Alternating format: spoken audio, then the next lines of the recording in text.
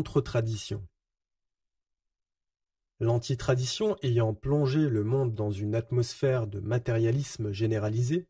les forces psychiques les plus inférieures n'ont pas manqué de ressurgir sous les apparences de ce que René Guénon nomme la contre-tradition. Contre-tradition qui est une forme parodique particulièrement redoutable de spiritualité dévoyée et contrefaite, une authentique spiritualité à rebours qui, naturellement, n'est qu'une parodie de la spiritualité, qu'elle imite pour ainsi dire en sens inverse, de sorte qu'elle paraît en être le contraire même.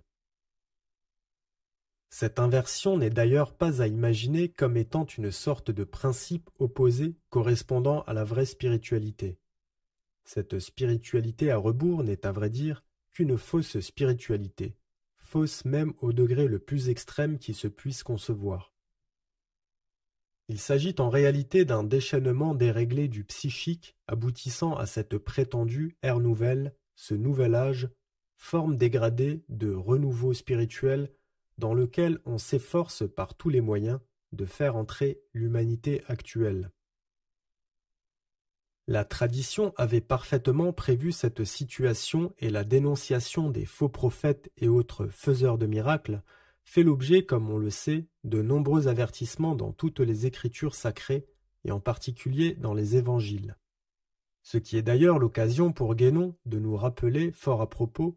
que les phénomènes ne prouvent absolument rien quant à la vérité d'une doctrine ou d'un enseignement quelconque, que c'est là le domaine par excellence de la grande illusion. À ce titre, il n'est pas surprenant de voir Guénon souligner que le règne de la contre-tradition est très exactement ce qui est désigné comme le règne de l'Antéchrist. Règne de l'Antéchrist qui réunit et regroupe toutes les forces de la contre-tradition dans une fausse restauration spirituelle, une sorte de réintroduction de la qualité en toute chose, mais d'une qualité prise au rebours de sa valeur légitime et normale, qui s'accompagnera d'une dissolution et désintégration qui réaliseront l'inverse de l'effacement du moi devant le soi, ou, en d'autres termes, la confusion dans le chaos au lieu de la fusion dans l'unité principielle.